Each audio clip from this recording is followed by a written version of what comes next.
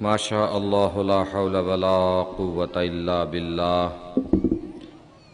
العلی العظیم اعوذ باللہ السمیع العلیم من الشیطان اللعین الرجیم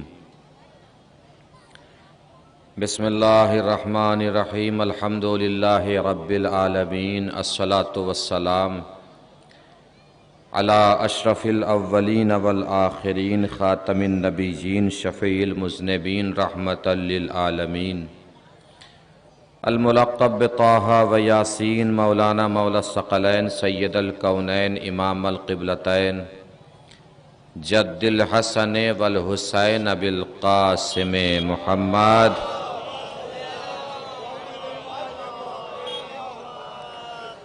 وعلى آلہ الطیبین الطاہرین المعصومین المظلومین المنتخبین المنتجبین الغر المیامین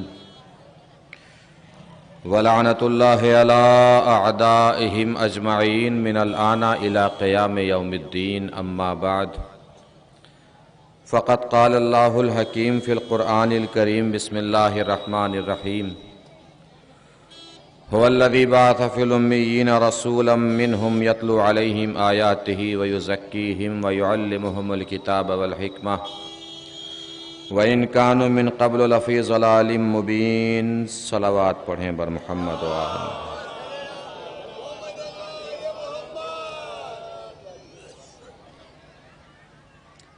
مجلس سالانہ مجالس کے عنوان سے آپ مسلسل مجالس سماعت فرما رہے ہیں۔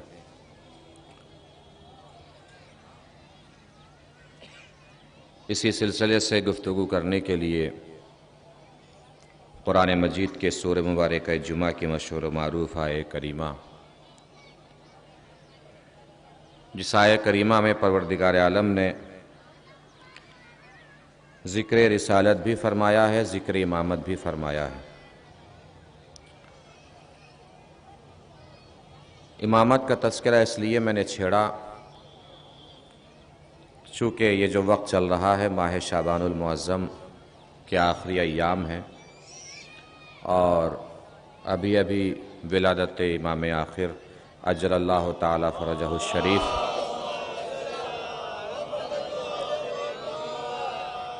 کی تاریخ گزری ہے،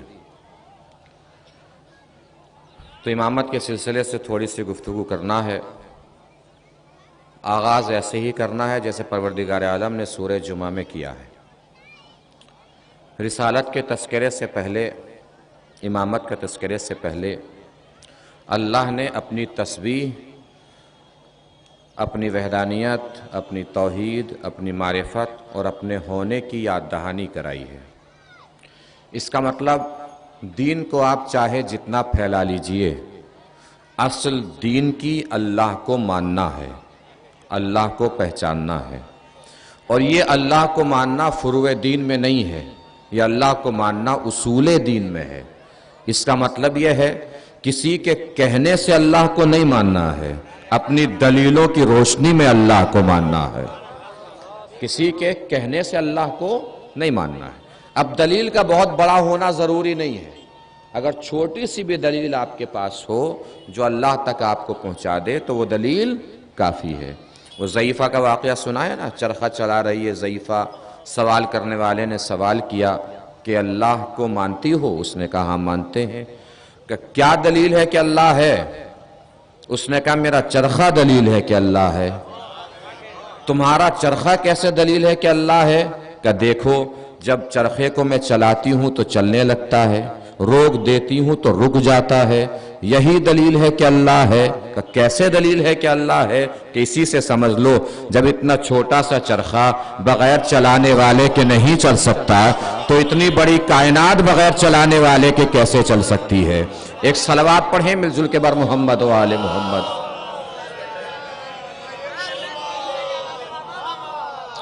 تو پہلے ماننا ہے کہ وہ ہے، پہلے ماننا ہے کہ وہ ہے۔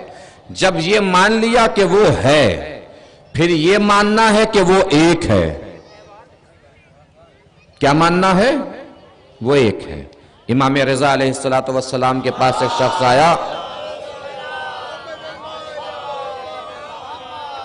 اور آ کر بولا کہ 2 خدا ہو سکتے ہیں۔ مولا نے پوچھا 2 خدا کیسے ہو سکتے ہیں؟ کہا آپ ہی تو کہتے ہیں اللہ قادر ہے۔ جب اللہ قادر ہے تو اپنے جیسا دوسرا خدا بنانے پر بھی قدرت رکھتا ہے۔ اگر وہ قادر ہے تو 2 خدا ہو سکتے ہیں، چونکہ اگر قدرت رکھتا ہے ہر شے پر وہ، تو اپنے جیسا دوسرا خدا بھی بنا سکتا ہے۔ یا تو مانیے کہ وہ قادر نہیں ہے، یا مانیے کہ 2 خدا ہو سکتے ہیں۔ مولا نے پوچھا تو کرتا کیا ہے؟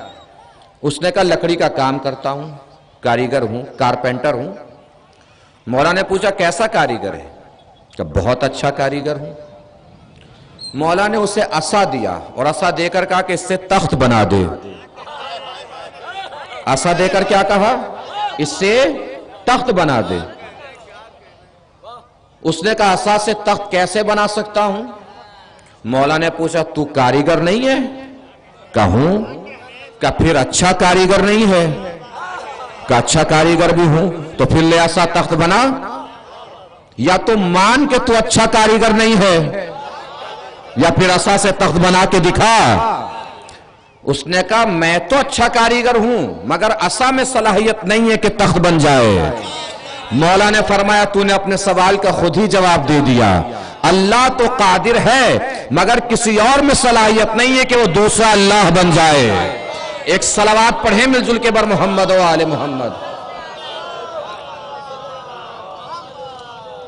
تو پہلے ماننا ہے کہ وہ ہے، پھر یہ ماننا ہے کہ وہ ایک ہے۔ جب اس کو مان لیا تو اب ان سب کو ماننا ہے جن جن کو وہ خدا منوائے۔ اور ان کو خدا نے کیسے منوایا؟ هو الذی بعث فی الامیین رسولا منہم یتلو علیہم آیاتہ ویزکیہم ویعلمہم الکتاب والحکمہ وان کانوا من قبل لفی ضلال مبین وآخرین منہم لما یلحقوا بہم وہو العزیز الحکیم۔ واللہ وہ ہے جس نے رسول کو مبعوث کیا، اور صرف ایک رسول کو مبعوث نہیں کیا، 313 رسول اسی نے مبعوث کیے۔ توجہ دیجئے گا عزیزو، 313 رسول اسی نے بھیجے ہیں، اسی نے مبعوث فرمائے ہیں۔ کیا کہہ کر مبعوث فرمائے 313 رسول؟ تلک الرسل فضلنا بعضهم علی بعض، ان رسولوں میں ہم نے بعض کو بعض پر فضیلت دی ہے۔ فضلنا کہہ کر اللہ نے اعلان کیا کہ فضیلت جب بھی دیتے ہیں ہم دیتے ہیں۔ تو جب اس کا مطلب یہ بات طے ہے کہ فضیلت اللہ ہی دیتا ہے، تو اسی اللہ کا تمہیں واسطہ ہے کہ اس کو افضل مانا کرو جسے اللہ نے افضل بنایا ہے۔ جسے اللہ نے افضل بنایا اسی کو افضل ماننا چاہیے۔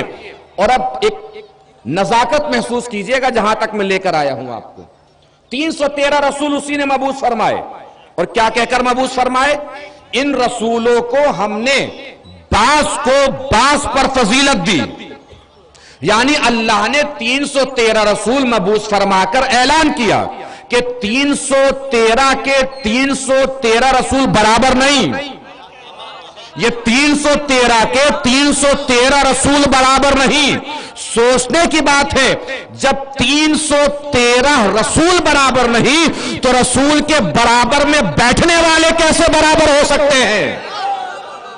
جب 313 رسول برابر نہیں ہے تو رسول کے برابر میں بیٹھنے والے کیسے برابر ہو سکتے ہیں؟ اور اللہ نے آخری رسول کو بھی مبعوث فرمایا، اور کیا کہہ کر مبعوث فرمایا؟ یتلو علیہم آیاتہ، ذمہ داری کیا ہے رسول کی؟ آیات کی تلاوت کرے گا۔ کیا کرے گا؟ آیات کی تلاوت کرے گا۔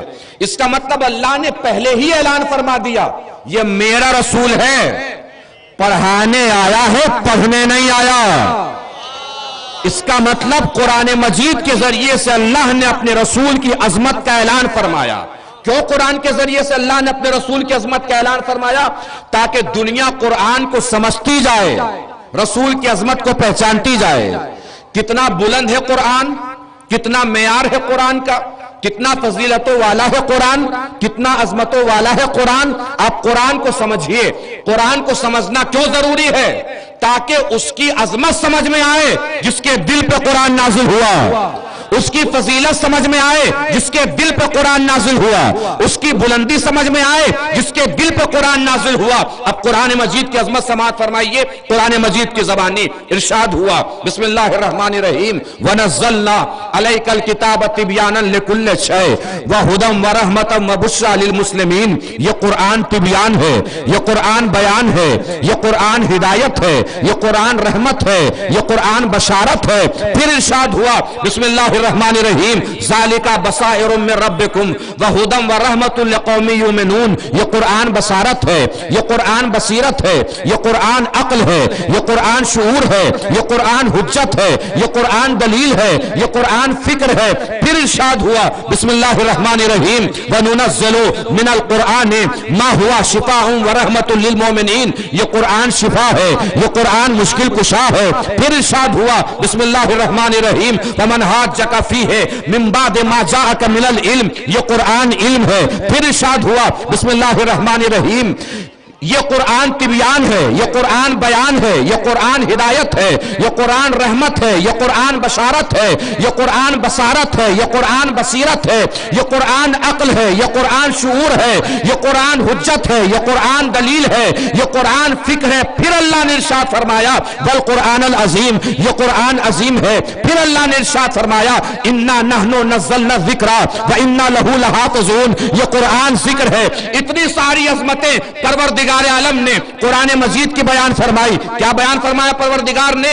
یہ قرآن تبیان ہے، یہ قرآن بیان ہے، یہ قرآن ہدایت ہے، یہ قرآن رحمت ہے، یہ قرآن بشارت ہے، یہ قرآن بصارت ہے، یہ قرآن عقل ہے، یہ قرآن شعور ہے، یہ قرآن حجت ہے، یہ قرآن دلیل ہے، یہ قرآن فکر ہے، یہ قرآن ذکر ہے۔ اب اللہ ارشاد فرما رہا ہے قرآناً عربیاً غیر ذی عوج، اس قرآن میں کسی طریقے کا عیب نہیں ہے۔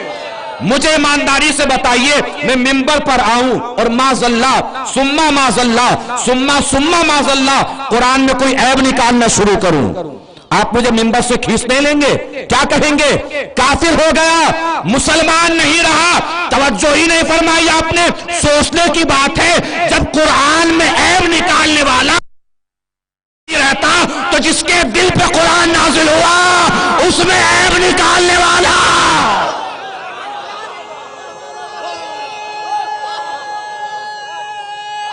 حیدری۔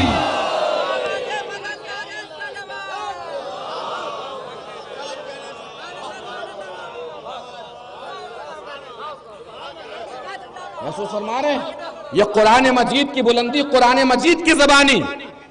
اب اس کی زبانی قرآن مجید کی بلندی سماعت فرمائے جس کے دل پہ قرآن نازل ہوا۔ حضور اکرم صلی اللہ علیہ وآلہ وسلم نے ارشاد فرمایا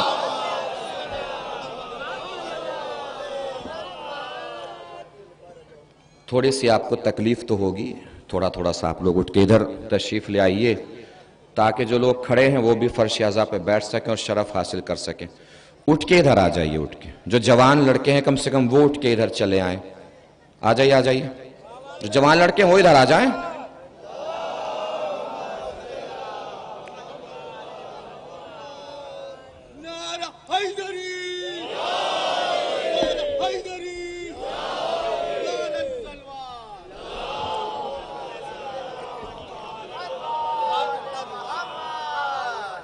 جس کے دل پہ قرآن نازل ہوا وہ مرسل اعظم ارشاد فرما رہے ہیں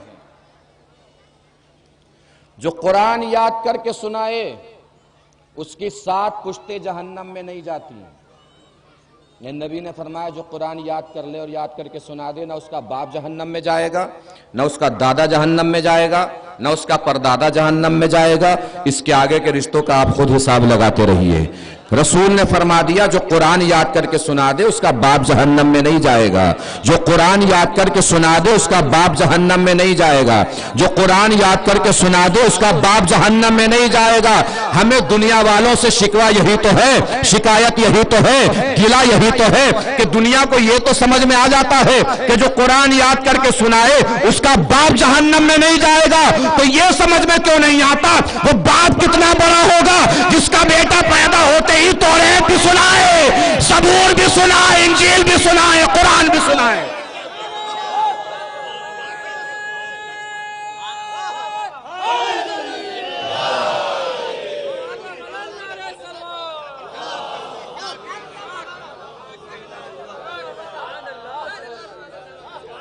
اب ان رسول کو مبعوث فرمایا پروردگار عالم نے، ذمہ داری کیا ہے؟ یتلو علیہم آیاتہ، قرآن کی آیات کی تلاوت کرنا ہے رسول کو. بھرپور توجہ رکھیے گا جس منزل تک لے کر چل رہا ہوں. آیات کی تلاوت کرنا ہے. وَيُزَكِّيهِمْ، نفسوں کو پاک کرنا ہے. وَيُعَلِّمُهُمُ الْكِتَابَ وَالْحِکْمَةَ، کتاب و حکمت کی تعلیم دینی ہے. کیوں یہ سارے کام انجام دینے ہیں؟ وَإِن كَانُوا مِن قَبْلُ لَفِي ضَلَالٍ مُبِينٍ، اس لیے کہ پہلے لوگ کھلی ہوئی گمراہی میں تھے. ان سب اعمال اور افعال کے ذریعے سے رسول ان سب کو گمراہی سے نکالے گا، ہدایت کے نور میں لے کر آ جائے گا. مطلب چوتھی ذمہ داری ہدایت کرنا. کن کی ہدایت؟ جو لوگ موجود ہیں بس انہی کی ہدایت کرنا رسول کی ذمہ داری ہے. وَآخَرِينَ مِنْهُمْ لَمَّا يَلْحَقُوا بِهِمْ، اور جو ان کے علاوہ دوسرے ہیں، جو موجودہ لوگوں کے بعد آنے والے ہیں، جن کی موجودہ لوگوں سے ملاقات بھی نہیں ہوئی، ان کی ہدایت کا انتظام بھی رسول ہی کریں گے.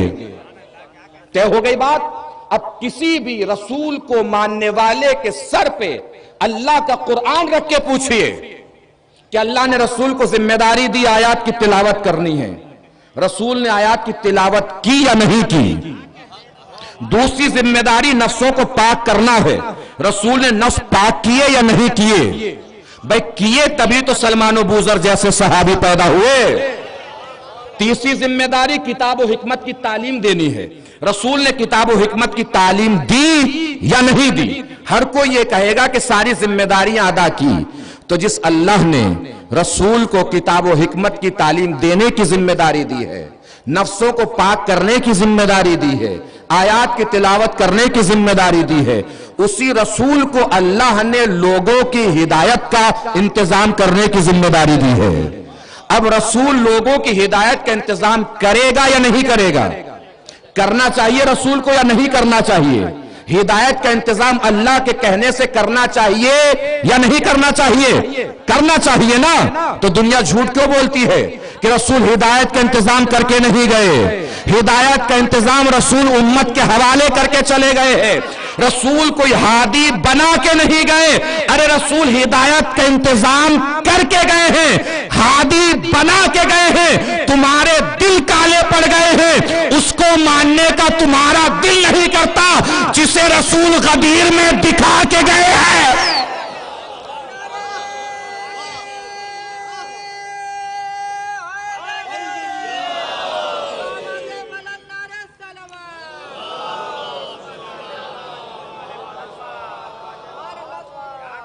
رسول ہدایت کا انتظام کر کے گئے ہیں،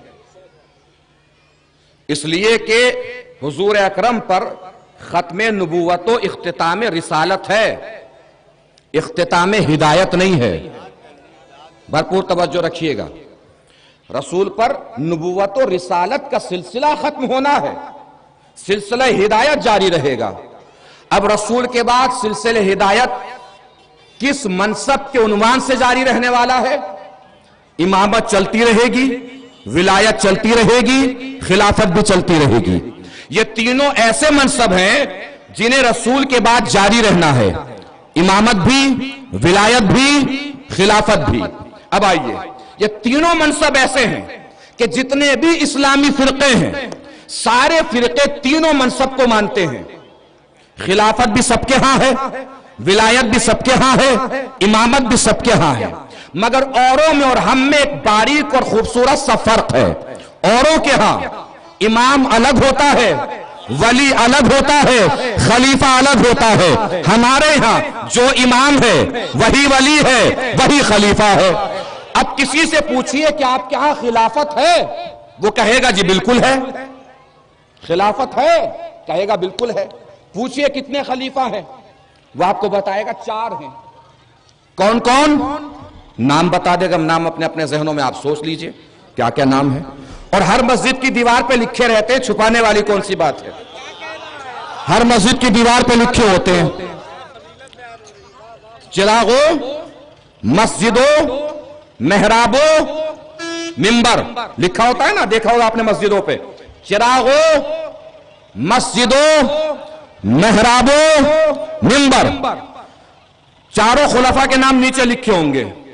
ایک نام چراغ کے نیچے، ایک نام مسجد کے نیچے، ایک نام محراب کے نیچے. اب سن کے بتائیے کہ جونپور سن رہا ہے، اور محسوس کیجئے گا میں پڑھ کے بتا رہا ہوں کہ جونپور میں پڑھ رہا ہوں، آپ کو سن کے بتانا ہے کہ جونپور میں سن رہے ہیں. کیا کیا لکھا ہوتا؟ چراغو، مسجدو، محراب و منبر. چار لفظ ہے نا، چار ہی نام نیچے لکھے ہوتے ہیں. ایک نام چراغ کے نیچے، ایک نام مسجد کے نیچے، ایک نام محراب کے نیچے. ضرورت شعری کی وجہ ہی سے صحیح، جہاں اوپر منبر لکھا ہوتا ہے وہی نیچے حیدر لکھا ہوتا ہے. جہاں نیچے اوپر منبر لکھا ہوتا ہے وہی نیچے حیدر لکھا ہوتا ہے.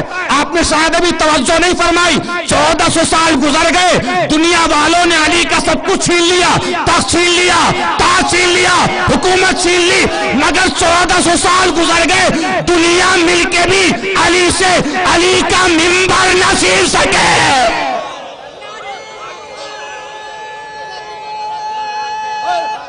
حیدری.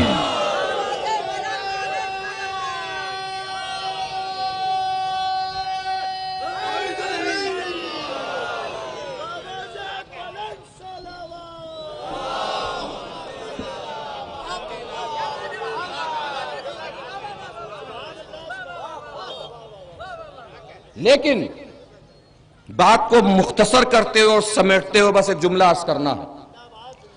جس رسول کی شریعت پر عالم اسلام عمل کرتا ہے، اسی رسول کی قسم کھا کر بتا رہا ہوں کہ رسول 4 خلیفہ نہیں 12 خلیفہ چھوڑ کر گئے ہیں. یہ جو 15 شعبان میں 12ویں امام کی ولادت تھی، یہی تو 12ویں خلیفہ ہیں. اب کسی سے کہیے کہ آج 12ویں خلیفہ کی ولادت ہے، وہ تو دائیں بائیں جھانکے گا. زندگی بس سنے ہی 4 خلیفہ ہیں. رسول 4 نہیں 12 خلیفہ چھوڑ کر گئے ہیں. اور قرآن مجید کی آیت گواہ ہے. بسم اللہ الرحمن الرحیم. وَلَقَدْ أَخَذَ اللَّهُ مِيثَاقَ بَنِي إِسْرَائِيلَ وَبَعَثْنَا مِنْهُمْ 12 نَقِيبًا. اللہ نے بنی اسرائیل سے عہد و پیمان لیا اور بنی اسرائیل میں سے 12 سردار منتخب کیے. رسول نے آیت کی تلاوت فرمائی. لوگوں نے پوچھا یا نبی اللہ یہ تو بنی اسرائیل کی بات ہے، ہمارے سامنے کیوں تلاوت فرما رہے ہیں؟ رسول نے فرمایا اس لیے تلاوت کر رہا ہوں اس آیت کی، چونکہ میں بھی تمہارے درمیان اپنے بعد 12 وصی چھوڑ کر جاؤں گا، 12 خلیفہ چھوڑ کر جاؤں گا، 12 امام چھوڑ کر جاؤں گا. اور معلوم ہے آپ کو، علامہ محدث دہلوی کی 2 کتابیں بڑی مشہور ہیں. ایک ان کی فتووں کی کتاب ہے فتاوی عزیزیہ، ایک ان کی تفسیر کی کتاب ہے تفسیر فتح العزیز، جو تفسیر عزیزیہ کے نام سے مشہور ہے. اس تفسیر میں، اس آیت کی تفسیر میں علامہ محدث دہلوی نے بھی یہ روایت بیان کی ہے جو میں نے آپ کو سنائی ہے. اب یہاں سے لے کے اور وہاں تک جو لوگ بیٹھے ہیں وہ بھی، جو لوگ کھڑے ہیں وہ بھی، جتنی بلندی پہ جا کر سنا آپ نے، میں نے دیکھا. لیکن اس جملے کے بعد آپ میں ہر فرد کے اٹھے ہوئے ہاتھ، بولتی ہوئی زبانیں میری خطابت کو داد نہیں، اپنے اپنے عقیدہ امامت کو سلام ہوگا. جس کو اپنے عقیدہ امامت پر جتنا بھروسہ ہے اتنی طاقت سے بتائے گا، اتنے حوصلے سے بتائے گا. پوری طاقت سے پڑھنے جا رہا ہوں، پوری طاقت سے یہاں بیٹھے ہوئے اور کھڑے ہوئے ہر عزادار کو میری آواز میں آواز ملا کے جواب دینا ہے. علامہ محدث دہلوی آگے لکھتے ہیں، روایت کو مکمل کیے دیتا ہوں کہ آگے حضور نے فرمایا میں اپنے بعد تمہارے درمیان 12 خلیفہ چھوڑ کر جاؤں گا، 12 وصی چھوڑ کر جاؤں گا، 12 نائب چھوڑ کر جاؤں گا، 12 امام چھوڑ کر جاؤں گا، 12 جانشین چھوڑ کر جاؤں گا، 12 خلیفہ چھوڑ کر جاؤں گا. اور وہ 12 کے 12 ایک خاندان سے ہوں گے، ایک نسل سے ہوں گے، ایک قبیلے سے ہوں گے، ایک گھر سے ہوں گے. ارے تو 12 چھوڑ 4 دکھا دے جو ایک خاندان سے ہو.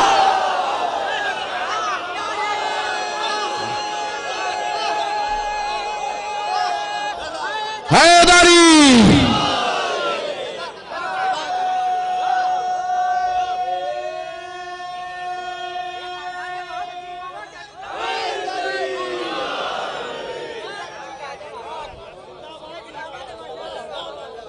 ارے 12 چھوڑو 4 دکھاؤ جو ایک خاندان سے ہو، ایک قبیلے سے ہو، ایک نسل سے ہو، ایک گھر کے ہو۔ اگر نہ ملے تو ہمارے پاس آؤ، ہم دکھاتے ہیں 12 کے 12 ایک خاندان کے، 12 کے 12 ایک قبیلے کے، 12 کے 12 ایک گھر کے، 12 کے 12 ایک نسل کے۔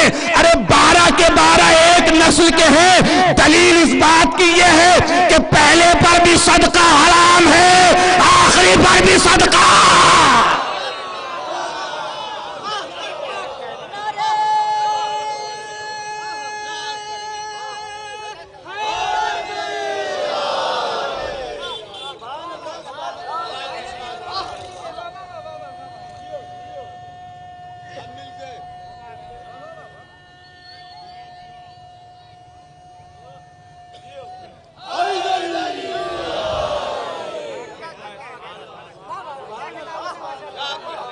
سب ایک نسل کے ہیں، سب ایک قبیلے کے ہیں، سب ایک خاندان کے ہیں، سب ایک گھر کے ہیں۔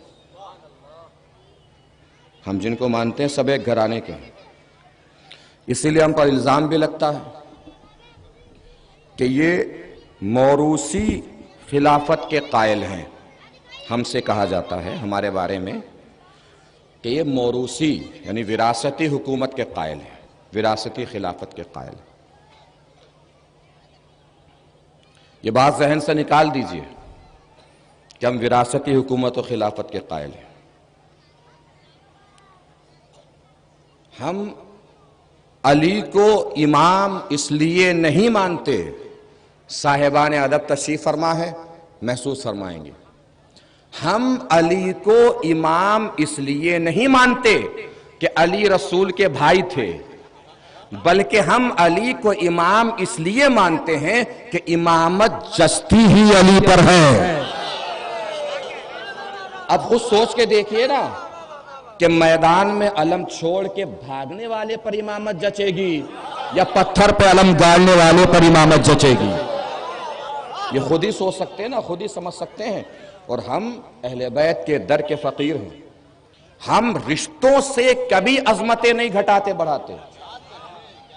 ہمیں معلوم ہے کہ رشتوں کی وجہ سے اسلام میں یہ معیار ہے ہی نہیں۔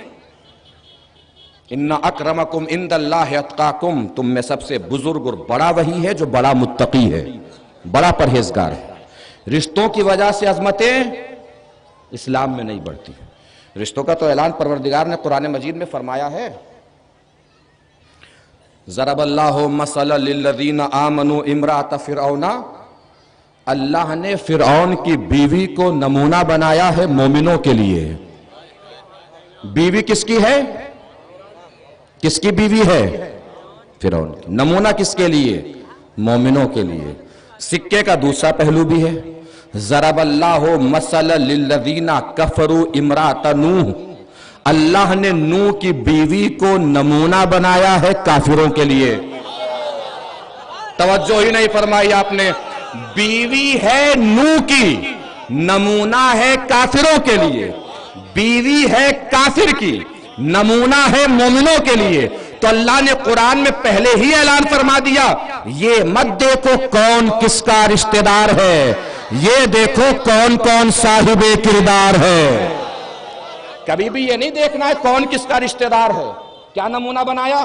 اذ قالت رب ابن لی عندک بیتا فی الجنہ، جب فرعون کی بیوی نے فرمایا پروردگار مجھے جنت میں ایک گھر دے دے۔ علماء نے لکھا کہ جنت میں گھر ملے گا۔ کیوں ملے گا؟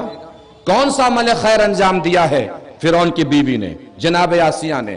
کہ دیکھا نہیں آپ نے موسیٰ کو پالا ہے، اس کا مطلب جو بھی نبی کو پالے اللہ سے جو بھی مانگے گا اسے مل جائے گا۔ جو بھی نبی کو پالے، جو بھی نبی کو پالے اللہ سے جو بھی مانگے گا اسے ملے گا۔ ایک باپ کے 2 بچے، باپ نے بچوں سے کہا ایگزام میں اچھے نمبر سے کامیاب ہو جاؤ، جو بھی مانگو گے دے دوں گا۔ دونوں بچے ایگزام میں اچھے نمبر سے کامیاب ہو گئے۔ باپ نے دونوں بچوں کو سامنے کھڑا کر کے پوچھا بیٹا تمہیں کیا چاہیے؟ اس نے کہا ابا اسکول جاتے وقت پریشانی ہوتی ہے، سائیکل دے دیجئے۔ باپ سائیکل دے گا یا نہیں دے گا؟ دے گا؟ ارے جس کو اپنے باپ پہ یقین ہو وہ تو بولو، دے گا کہ نہیں دے گا؟ دے گا۔ دوسرے سے پوچھا بیٹا تجھے کیا چاہیے؟ اس نے کہا ابا جو آپ کی مرضی۔ اسے کیا دے گا؟ جملہ بدلوں تاکہ کیفیت بدل جائے۔ جس نے مانگا اسے اس کی اوقات سے دے گا، جس نے نہیں مانگا اسے اپنی حیثیت سے دے گا، جس نے مانگا اسے اس کی اوقات سے دے گا، جس نے نہیں مانگا اسے اپنی حیثیت سے دے گا۔ شخصیت ہے دو، کردار ہے دو، ایک نے موسیٰ کو پالا، ایک نے فخر موسیٰ کو پالا۔ جس نے موسیٰ کو پالا اس نے پال کے مانگ لیا جنت میں گھر، اللہ انتظار کر رہا ہے، دیکھ رہا ہے۔ جس نے فخر موسیٰ کو پالا وہ ابو طالب بھی کچھ مانگے کچھ مانگے کچھ مانگے کچھ مانگے، پوری زندگی گزر گئی، ابو طالب نے کچھ نہ مانگا۔ ہو سکتا ہے آواز کبری آئی ہو، اے ابو طالب آسیہ نے موسیٰ کو پالا، تم نے فخر موسیٰ کو پالا، آسیہ نے موسیٰ کو پال کے مانگ لیا جنت میں گھر، تم نے فخر موسیٰ کو پال کے بھی کچھ نہ مانگا۔ جس نے مانگا اسے اس کی اوقات سے دوں گا، تم نے کچھ نہ مانگا تمہیں اپنی حیثیت سے دوں گا۔ آسیہ نے مانگا جنت میں گھر، اسے دوں گا جنت میں گھر، تم نے کچھ نہ مانگا تو ایسا کرنا 13 رجب کو آنا میرا گھر لے جانا۔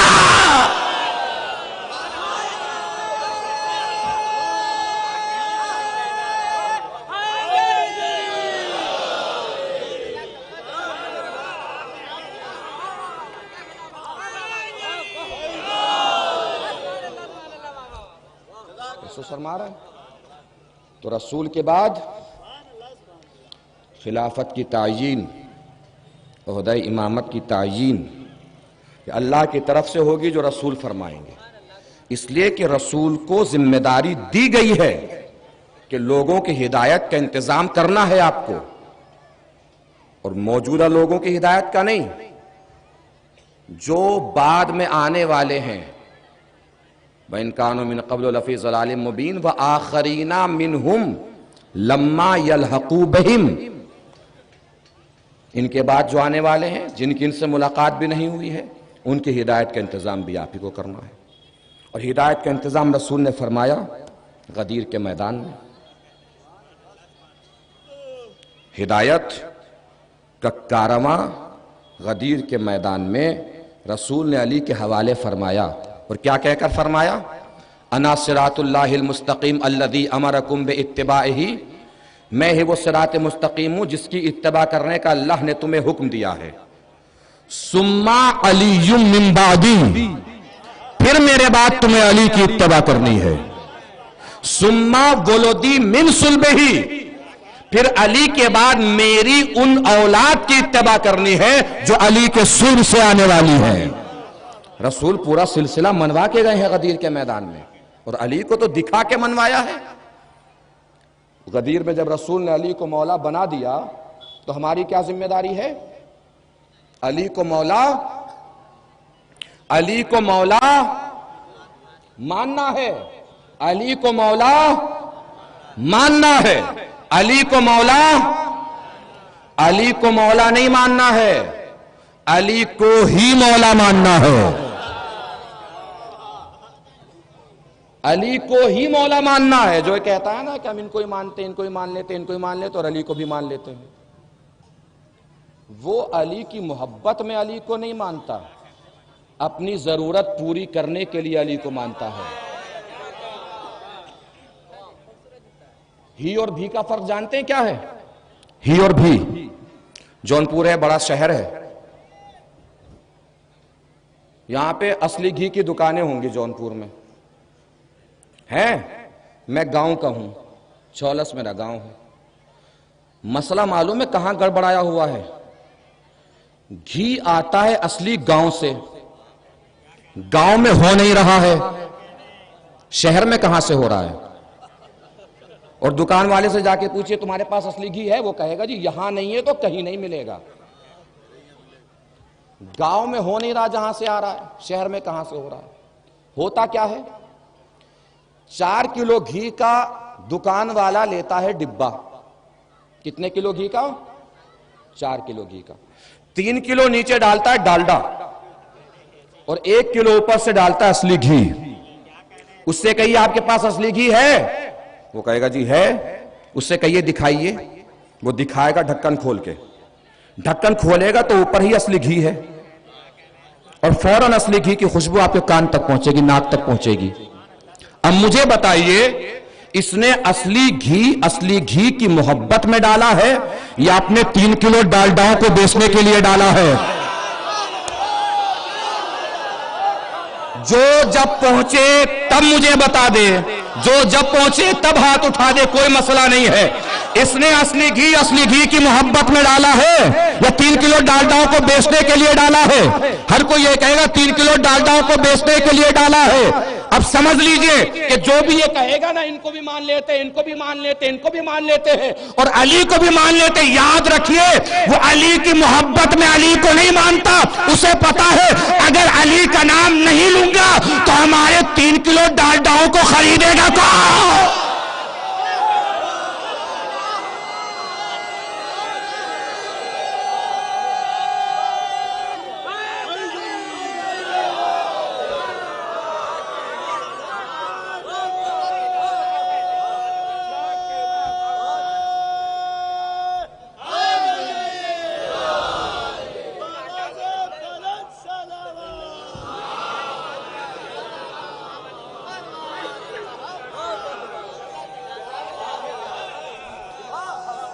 سلامت رہیے.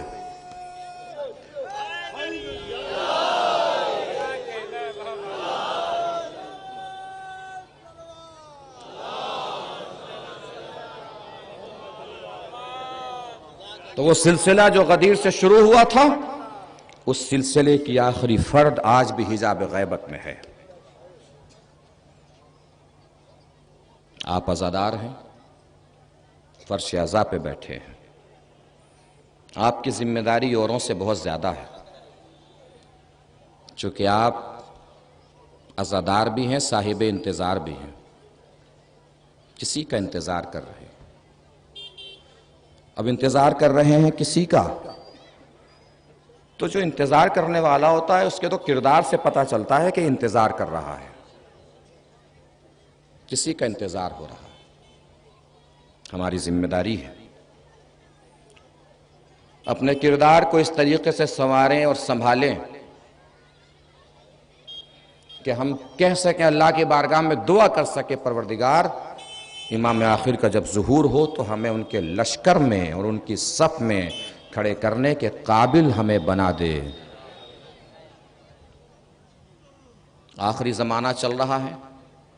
یہ آخری زمانہ میں کوئی زور خطابت یا زوم خطابت میں نہیں کہہ رہا ہوں. روایات سے ثابت ہے کہ آخری زمانہ ہے. جناب جابر بن عبداللہ انصاری سب اس نام سے واقف ہیں. کتنا معتبر نام ہے، خصوصاً ہمارے لیے. یہ ہمارا بچہ بچہ جانتا ہے. حدیث قصہ کی روایت جناب جابر سے ہے، اور قبر امام حسین علیہ السلام کے سب سے پہلے زائر جناب جابر ہے. اب ان کا مرتبہ آپ سمجھ لیجئے. ہمارے پاس دین حاصل کرنے کے 2 ہی راستے ہیں: فضائل اہل بیت، مصائب اہل بیت. فضائل اہل بیت حدیث قصہ، مصائب اہل بیت کربلا. دونوں جگہ جناب جابر کا اہم کردار ہے. فضائل اہل بیت میں بھی جناب جابر کا اہم کردار ہے، مصائب آل محمد میں بھی جناب جابر کا اہم کردار ہے. خواب دیکھا جناب جابر نے. یہ وہ دور ہے جب مولا ظاہری طور سے برسر اقتدار ہے. مسجد کوفہ جناب جابر تشریف لے گئے، مولا سے خواب بیان فرمایا. خواب یہ ایسی چیز ہے، 2 چیزیں اسلام نے بہت اہم بیان کی ہیں جن کو ہر کسی سے نہ بیان کرنا چاہیے نہ ہر کسی سے پوچھنا چاہیے. اس میں ایک خواب ہے، ہر کسی سے نہیں بتانا چاہیے. دوسرے مشورہ ہے، ہر کسی سے نہیں لینا چاہیے. خواب ہر کسی سے بیان نہیں کرنا چاہیے، مشورہ بھی ہر کسی سے نہیں لینا چاہیے. اس لیے کہ خواب کی تعبیر جس سے خواب بتایا ہے اس کی شخصیت کے اعتبار سے بدل جاتی ہے. حضور اکرم صلی اللہ علیہ وسلم کا زمانہ. سنیے گا عزیزو، 2-4 منٹ اپنے بچوں سے اور اپنے جوانوں سے بات کرنا ہے. آج کی اس دن کا اور ان مجالس کا حق بھی ادا ہو جائے گا، اور انشاءاللہ ہو سکتا ہے کوئی تو ہو اس مجمع سے کہ جو ظہور امام کی تیاریاں شروع کرے. ایک خاتون نے خواب دیکھا کہ ایک قلعے میں ہے وہ، اور قلعے کا ستون گر گیا، ستون ٹوٹ گیا اور ساری کی ساری چھت نیچے چلی آئی. اس کا شوہر سفر پہ گیا ہوا تھا. وہ رسول کے پاس پہنچی کہ یا نبی اللہ ایسے ایسے میں نے خواب دیکھا ہے اور مجھے لگتا ہے کہ میرے شوہر مارا جائے گا، ستون ہی ڈھہ گیا ہے قلعے کا. حضور نے فرمایا نہیں، تیرا شوہر صحیح و سالم واپس آ جائے گا. دوسرے دن خواب دیکھا، پھر حضور کے پاس گئی، پھر یہی تعبیر ملی. تیسرے دن خواب دیکھا، پھر حضور کے پاس گئی، پھر یہی تعبیر ملی. اب ایک آدمی کنٹینیو خواب دیکھ رہا ہے تو جتنا پہلے دن وہ ڈری ہوگی اتنا دوسرے دن تو نہیں ڈری ہوں گی، جتنا دوسرے دن ڈری ہوں گی اتنا تیسرے دن نہیں ڈری ہوں گی. چوتھے دن اور ڈر کم ہو گیا. اس بار وہ جا رہی تھی، درمیان میں کوئی صاحب مل گئے. انہوں نے پوچھ لیا کہاں جا رہی ہوں؟ کہ خواب دیکھا ہے، حضور سے تعبیر پوچھنے جا رہی ہوں. کہ وہ تو میں بھی بیان کر سکتا ہوں. انہوں نے خواب بیان کیا، انہوں نے تعبیر وہی دی جو انہوں نے سوچا تھا کہ تمہارا شوہر مارا جائے گا. 3 دن سے تو یہی سن رہی تھی کہ شوہر نہیں مارا جائے گا، اور شوہر کی خیریت کی خبر مل جاتی تھی. چوتھے دن جب خواب دیکھا تو تعبیر انہوں نے دی کہ تمہارا شوہر مارا جائے گا، اور اتفاقاً شوہر کے مرنے کی خبر سفر سے آ گئی. حضور سے ملاقات کی کہ یا رسول اللہ 3 دن آپ سے خواب بیان کیا تو بالکل شوہر صحیح و سالم رہے اور ان کی خیریت کی خبر ملتی رہی. چوتھے دن کسی اور سے بیان کر دیا تو تعبیر ہی الٹی انہوں نے بتا دی اور شوہر صحیح و سالم بھی نہیں رہے، موت کی خبر مل گئی. حضور نے فرمایا خواب اہم نہیں ہوتا، جس سے خواب کی تعبیر لیتے ہیں وہ شخصیت اہم ہوتی ہے. اسی لیے خواب ہر کسی سے بیان نہیں کرنا چاہیے. انہوں نے خواب دیکھا. اب جناب جابر کا خواب سنیے اور میں اپنی بات تمام کرنے جا رہا ہوں. منظر ہیں کچھ جو جناب جابر نے دیکھے ہیں. پہلا منظر، مولا کائنات سے خواب بیان فرما رہے ہیں جناب جابر. پہلا منظر، جیسے آسمان سے بہت بڑا کپڑا لٹک رہا ہے، بہت بڑا کپڑا، اور لوگ اس کے اندر سے چھوٹا چھوٹا کپڑا کاٹ کے لے کے چلے جا رہے ہیں. وہ تعجب میں اور حیرت زدہ ہے کہ اتنے بڑے کپڑے میں سے اتنا چھوٹا چھوٹا کپڑا پھاڑ کے کیوں لے جا رہے ہیں، چھوٹا چھوٹا ٹکڑا لے کے کیوں جا رہے ہیں جبکہ کپڑا اتنا بڑا ہے. منظر بدلا. دوسرا منظر، 2 جانور ہیں. ایک جانور بالکل موٹا تازہ مضبوط جانور، دوسرا جانور کمزور. دودھ لینے کے لیے کچھ لوگ بالٹی لے کر چل رہے ہیں. جناب جابر نے سوچا خواب میں کہ جو مضبوط جانور ہے، موٹا تازہ جانور ہے، لوگ اس کی طرف بڑھیں گے. لیکن تعجب اس بات پر ہوا کہ لوگ اس جانور کی طرف بڑھ رہے ہیں جو کمزور جانور ہیں. دوسرا منظر یاد رکھیے گا، پھر مولا کائنات کی تعبیر سنیے گا. تیسرا منظر خواب کا، بہت پیاری اور سریلی سی پرندوں کی آوازیں آ رہی ہیں. جب جناب جابر ان آوازوں کی طرف بڑھتے ہیں تو دیکھتے ہیں کہ وہاں پرندے ہیں ہی نہیں جہاں سے آوازیں آ رہی ہیں. تیسرا منظر. چوتھا منظر، ایک تالاب ہے، سوئمنگ پول سمجھ لیجئے. سوئمنگ پول میں کیا ہونا چاہیے؟ نہانے کے لیے پانی. لیکن جناب جابر جب قریب پہنچتے ہیں تو دیکھتے ہیں کہ سوئمنگ پول میں پانی نہیں ہے، کوڑے کا ڈھیر پڑا ہوا ہے. چوتھا منظر. پانچواں منظر، کچھ جانور ہیں، ان جانوروں کے گردنوں میں 2 منہ نکل رہے ہیں اور وہ دونوں منہ سے کھا رہے ہیں مگر پھر بھی ان کا پیٹ بھر نہیں پا رہا ہے. یہ 5واں منظر. پھر منظر بدلا.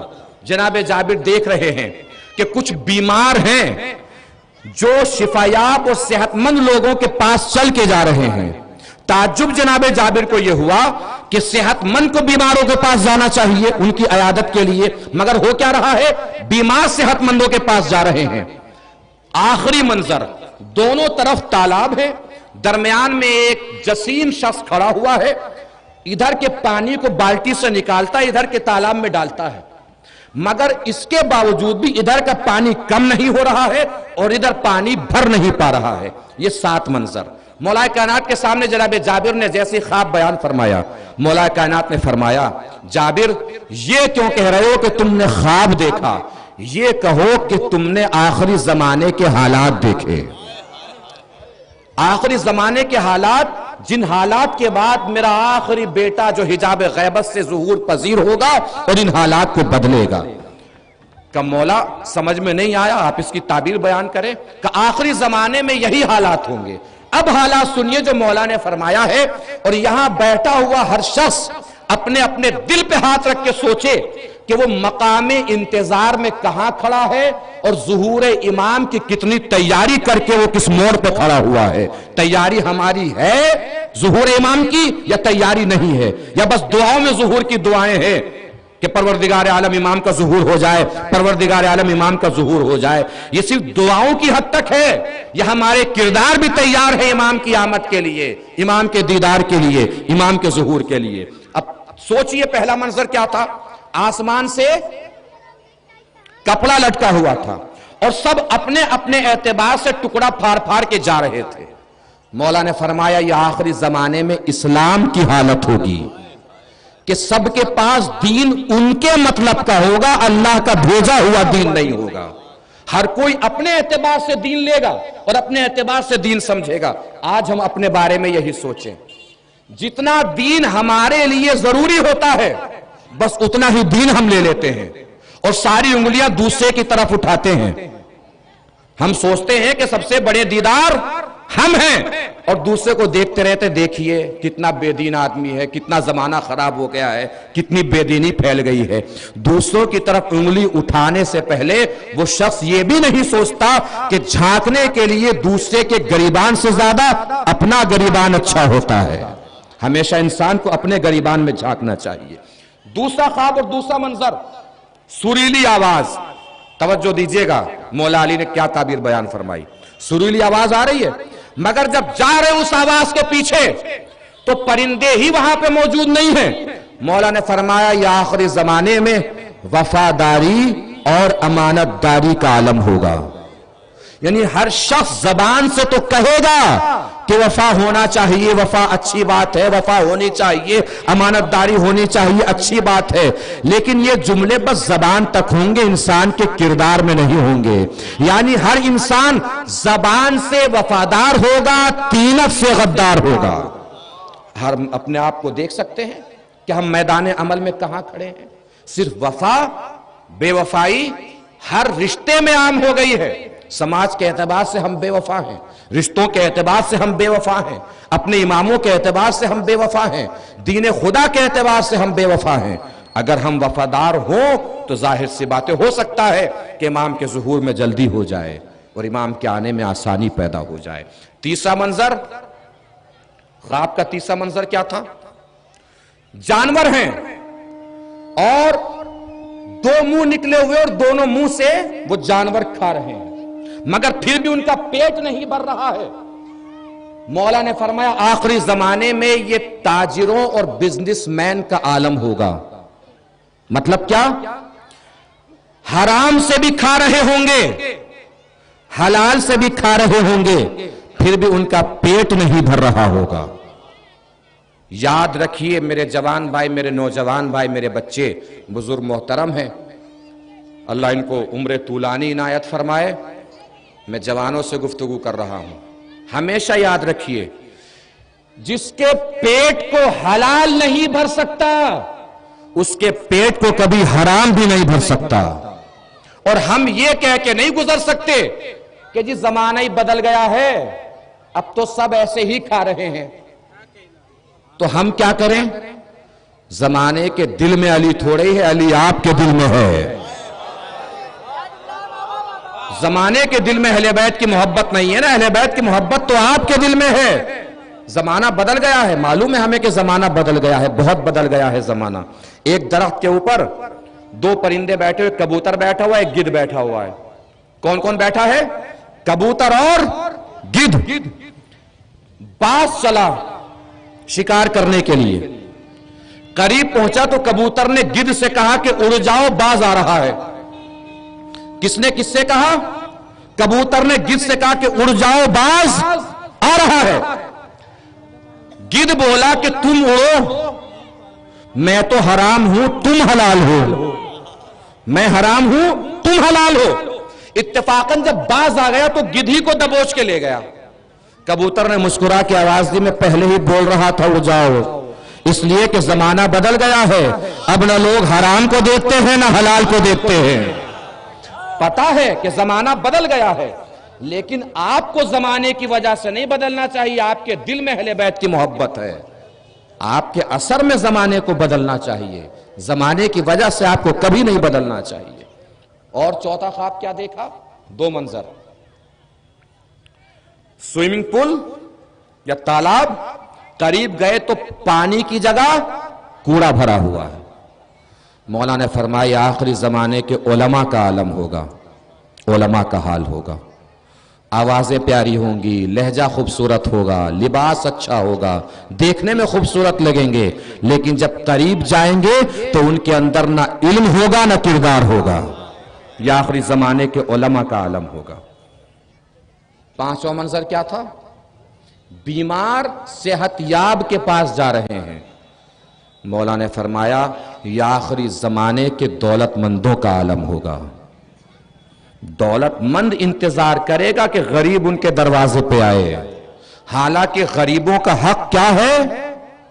دولت مند اللہ نے جسے بھی دولت عنایت فرمائی ہے اس کے اوپر لازم اور ضروری ہے کہ غریبوں کو تلاش کرے، غریبوں کو ڈھونڈے اور غریبوں تک ان کا حق پہنچائے۔ سال بھر خرچ کرنے کے بعد اگر کسی کے پاس 10 روپیہ بھی بچتا ہے تو یاد رکھیے وہ 10 روپے کا بچا ہونا یہ بتا رہا ہے کہ ہمارے اوپر کسی غریب کا حق ضرور ہے۔ اب اس غریب کو ہم تلاش کریں، تلاش کر کے اس کے ہاں پہنچائیں، نہ کسی غریب کا انتظار نہیں کرنا چاہیے کوئی غریب ہمارے دروازے پر آئے، اور دروازے پر آئے تو پھر ہم سارے علاقے کو بتائیں کہ دیکھو ہم کتنے غریبوں کا چولہا جلا رہے ہیں، کتنے غریبوں کا گھر چلا رہے ہیں۔ اگر غریبوں کی مدد کر کے چوراہوں پہ کھڑے ہو کے ہم اپنی زبان سے اپنا عمل خیر بتاتے ہیں تو یاد رکھیے اللہ کے حساب خانے میں اور حساب نامے میں اور اعمال نامے میں وہ عمل خیر نہیں لکھا جاتا ہے۔ اس لیے کہ ہمیں کوئی بھی عمل خیر صرف اللہ کے لیے انجام دینا چاہیے، لوگوں کو دکھانے کے لیے انجام نہیں دینا چاہیے۔ یہ وہ الگ الگ منظر ہیں جناب جابر ابن عبداللہ انصاری کے خواب کے کہ جو میں نے آپ کو بتائے۔ اب مقام عمل میں دیکھیے کہ ہم کس جگہ کھڑے ہیں۔ کیا جس کے ظہور کی ہم دعا کر رہے ہیں ہم نے پوری طریقے سے ان کے راستے ہموار کر دیے ہیں کہ وہ تشریف لے آئیں، وہ آ جائیں؟ اگر نہیں کیے ہیں اب تک تو آئندہ ان کی راہوں کو ہموار کرنے کی کوشش کریں، پھر اللہ کی بارگاہ میں دعا کرتے ہوئے ہم اچھے لگیں گے کہ پروردگار عالم امام آخر کا ظہور جلد ہو جائے، امام آخر کا ظہور جلد ہو جائے۔ بس عزیزو، بات میری تمام ہو گئی، بات میری ختم ہوئی۔ توحید اور رسالت و امامت سے جو تذکرہ شروع ہوا تھا تو امام آخر کے ظہور کی تیاریوں پہ آ کر اس وقت کا ذکر تمام ہو رہا ہے۔ امام آخر تشریف لائیں گے، اکیلے نہیں آئیں گے، آسمان سے جناب عیسیٰ کا نزول ہوگا، جناب عیسیٰ بھی آئیں گے، نماز کا وقت ہوگا۔ امام آخر اپنے خاندانی اخلاقیات کا پاس و لحاظ رکھتے ہوئے فرمائیں گے کہ آپ بزرگ ہیں، آگے بڑھیے اور نماز پڑھائیے۔ جناب عیسیٰ اپنا منصبی فریضہ ادا کرتے ہوئے فرمائیں گے کہ میں لاکھ بزرگ ہوں مگر اس وقت آپ کا امتی ہوں، آپ آگے بڑھیے، نماز پڑھائیے۔ 1400 سال سے ہم دنیا کو یہی بتانے کی کوشش کر رہے ہیں، امامت کے سلسلے کا آخری امام جب کسی نبی کے پیچھے نماز نہیں پڑھ سکتا تو سلسلہ امامت کا پہلا امام کسی گنہگار امتی کے پیچھے کیسے نماز پڑھ سکتا ہے؟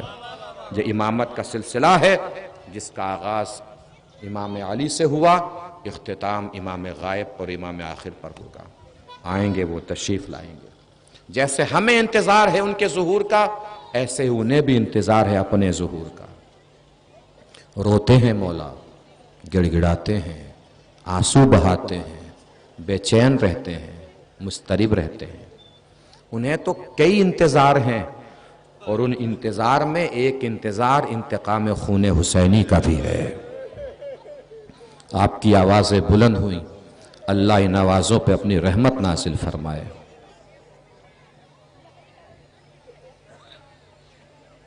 وہ خون حسین جو کربلا کے میدان میں بہا ہے، کربلا کے بن میں گرا ہے، صحرائے کربلا میں گرا ہے۔ ابھی آپ زیارت فرمائیں گے، امام حسین علیہ السلام کے تابوت کی شبیہ کی زیارت فرمائیں گے۔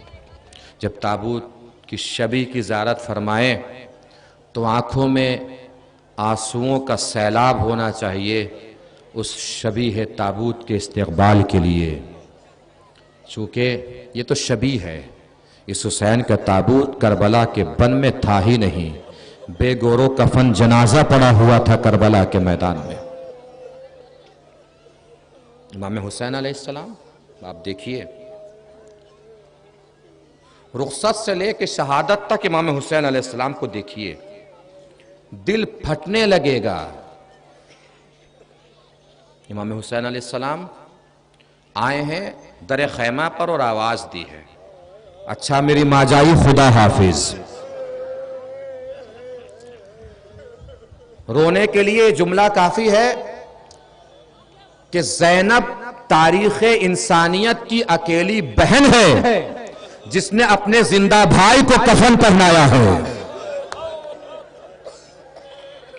پرانا لباس پہن کے حسین نکلے ہیں۔ عزادارو تابوت کی زیارت کریں گے انشاءاللہ، جلد زیارت کریں گے، بس 2 جملوں میں مصائب تمام ہو جائیں گے۔ امام حسین نکلے ہیں خیمے سے، جناب زینب سے رخصت ہو کر، تو چھوٹی سی بچی سکینہ پیچھے پیچھے ہے۔ امام حسین گھوڑے پر سوار ہوئے، سکینہ ہاتھوں کو جوڑ کے کھڑی ہو گئی۔ بابا جا رہے ہیں؟ ہاں بیٹا جا رہا ہوں۔ کہا تو بابا ایک کام کر دیجئے، کہ بتاؤ بیٹا کیا کرنا ہے؟ کہا بابا میرے سر پہ ایسے ہاتھ رکھ دیجئے جیسے یتیموں کے سر پہ ہاتھ رکھا جاتا ہے، اس لیے کہ سکینہ کو پتا ہے جب کسی کا باپ مر جاتا ہے تو بچے یتیم ہو جاتے ہیں، جب بچے یتیم ہوتے ہیں تو ان کے سر پہ دست شفقت رکھا جاتا ہے۔ یہی وجہ امیر ابن مسلم کہتا ہے میں نے چھوٹی سی بچی کو دیکھا جس کے دامن میں آگ لگی ہوئی تھی، بچی ایک طرف دوڑے جا رہی تھی، میں نے بچی کو روک کے پوچھا بیٹا تم کس کی بیٹی ہو؟ اس بچی نے پلٹ کے ادب سوال کر لیا ہے شیخ اگر میں تجھے بتا دوں میں کس کی بیٹی ہوں تو تم میرے رخسار پہ تماچے تو نہیں مارے گا؟ کہ میں کیوں تماچے مارنے لگا؟ کہ اللہ جانے میرے بابا کہا کرتے تھے جب کسی کا باپ مر جاتا ہے تو بچے یتیم ہو جاتے ہیں، جب بچے یتیم ہوتے ہیں تو ان کے سر پہ دست شفقت رکھا جاتا ہے۔ اللہ جانے میں کیسی یتیم ہوئی، جب سے میرا بابا مرا جو بھی مجھے مل رہا ہے نا میرے رخساروں پہ تماچے مار مار کے مجھے مل رہا ہے۔ آپ کی آوازیں بلند ہیں، اللہ ان آوازوں پر رحمت نازل فرمائے۔ کوئی غم نہ دے سوائے غم کربلا کے۔ لیجیے عزادارو، بہن بھائی کی محبت کا تذکرہ سنا، باپ بیٹی کی محبت کا تذکرہ سنا، اب آخر میں بھائی بھائی کی محبت کا تذکرہ سن لیجیے۔ شبیہ تابوت کی زیارت فرمائیے گا۔ وہ لیجیے حسین میدان قتال میں پہنچے، گھوڑے سے گرے، شمر ملون بڑھا، سینے پہ سوار ہوا، خنجر کی ضربیں مارنا شروع کی۔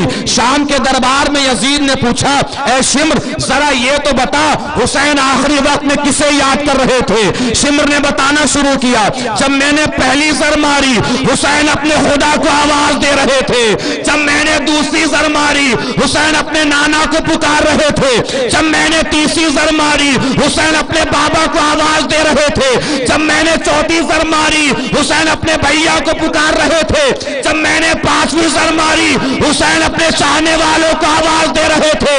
اس کے بعد میں جتنی ضربیں مارتا رہا حسین کے دہن سے بس ایک آواز نکل رہی تھی اماں یہی ہے نا، اماں یہی ہے نا۔ اس کے بعد میں نے دیکھا حسین کے بس لب ہل رہے ہیں، کچھ سنائی نہیں دے رہا ہے۔ میں نے جلدی سے سر کو قلم کیا، لبوں کو کان کے برابر میں لے کر آیا تو میں نے سنا حسین آواز دے رہے تھے اے بھیا عباس، اے بھیا عباس، اے بھیا عباس۔ ہو سکتا ہے حسین کا جنازہ عباس کا جنازہ نہر فرات کے کنارے نیزوں اچھل رہا ہو، اے آقا زندگی میں مہلت نہ دی، ورنہ کس میں ہمت ہوتی جو آپ کے سینے پر سوار ہو جائے، کس میں ہمت ہوتی جو آپ کے سر کو قلم کر پائے، کس میں ہمت ہوتی جو خنجر آپ کی گردن پہ چلا پائے۔ ماتم حسین۔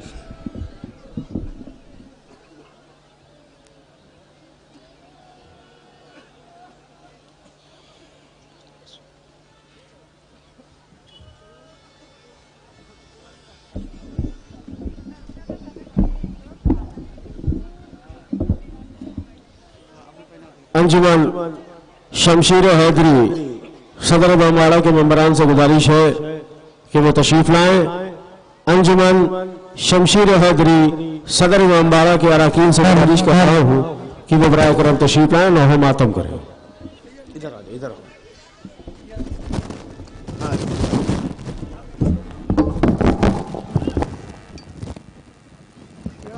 یا حسین یا حسین۔ کہتے تھے شہ والا عباس مجھے بھائی کہہ دو، ایک بار مجھے بھائی کہہ دو۔ کہتے تھے شہ